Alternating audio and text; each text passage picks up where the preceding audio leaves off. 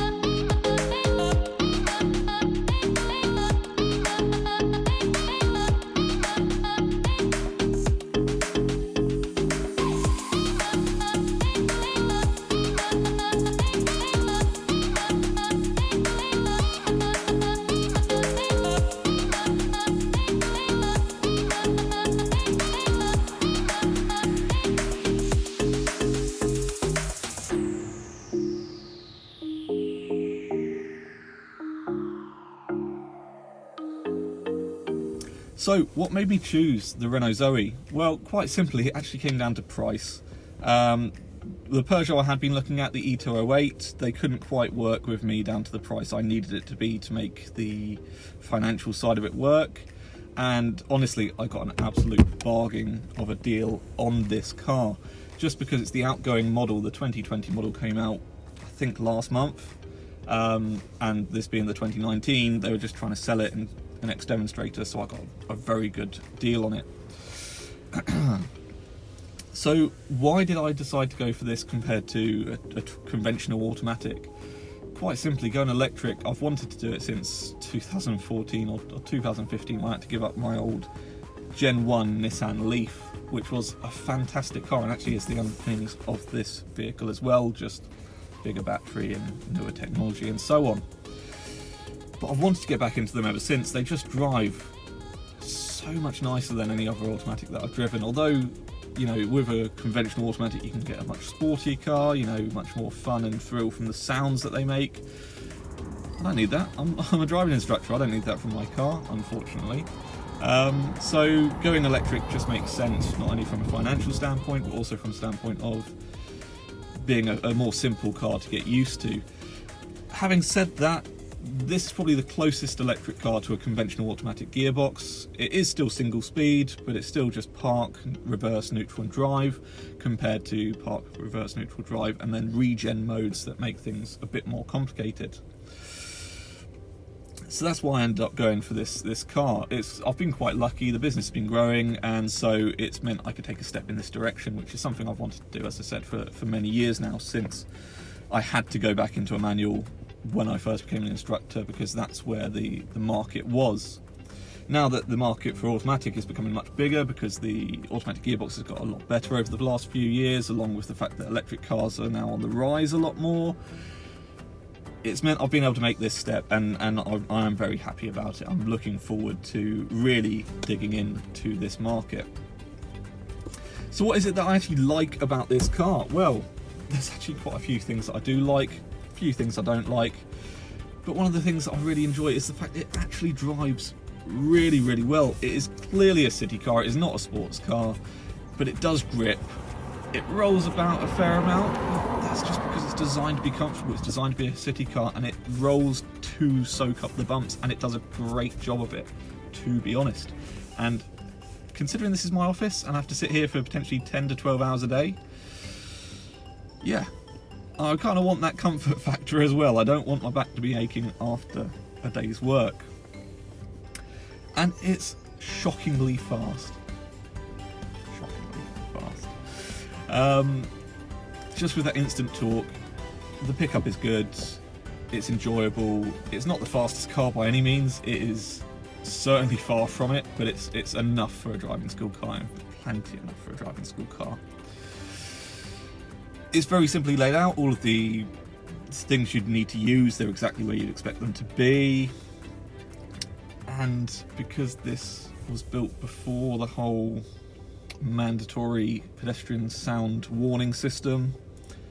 I can turn it off. I've got a little switch. I can actually turn the pedestrian warning sound off, which is so much fun. It is hilarious creeping up to behind people in something like a car park without them actually knowing you're there. At the same time, most of the time I don't actually do that. It does make it quite useful if I turn up back at home, maybe a little bit late, or I have to go out early in the morning. It means I don't have to wake anyone up. Plus the whole electric car, you know, preconditioning system means I can make sure this car is de-iced without leaving, you know, the house or potentially the comfort of my own bed. And it gives it 5-10 minutes of defrosting or heating up or cooling, and by the time you get in, perfect. Absolutely brilliant. Love that. One of the best features on electric cars. Keep that coming. What don't I like? Well, again, just as many things as I do like, there are probably going to be things that I don't like because I've had to make sacrifices to go for this car. So first things first, and this was the same on the Peugeot, the glove box is very French. What do I mean by that? It's tiny. There's no room in there at all, not even for the driver's manual or the vehicle handbook, anything like that. You can't keep it in the car, which is just utterly stupid in my mind. Quality isn't fantastic. It's good enough, certainly. You know, it's got a bit of a tactile feel to it, but there's a lot better on the market. Again, this is about half the price of what the Peugeot was, so I'm expecting the quality to be lower anyway. Something you get with quite a few automatics, and definitely with this as well, the slow speed manoeuvring can be a little bit jagged, a little bit jolty. It's not the best, it's not the worst, but you really notice it going from regen braking to friction braking, and that is kind of annoying how noticeable that is. And it's a little bit tricky when you first get used to the car. Ultimately, after a little while, it's not as bad, but it's still there. The amount of adjustment in the seat as well, and just in general the steering and whatnot, it's not great. There's no height adjustment on the seat. My legs are already quite close to the steering column. Anyone taller than me is probably going to struggle a little bit. Short people, to be honest, I haven't had anyone too short for the vehicle yet, although the fixed head restraint I don't think helps people with that either, to be honest. It's got enough adjustment by all means, but I would like a bit of height adjustment, and I'd like a manually adjustable head restraint just for that extra comfort factor. But by all means, it is plenty nice enough in here to spend, you know, 10 hours a day. At the end of the day, this is my office, so I have to be comfortable. Lastly, the range is pretty good. You know, it'll get 160 odd miles on a good day if driven quite sensibly. It can go over that, it can be under that. But you know, that's plenty enough to cover a full day for me most of the time. 8 hours of student driving and then getting between lessons as well. It's good enough.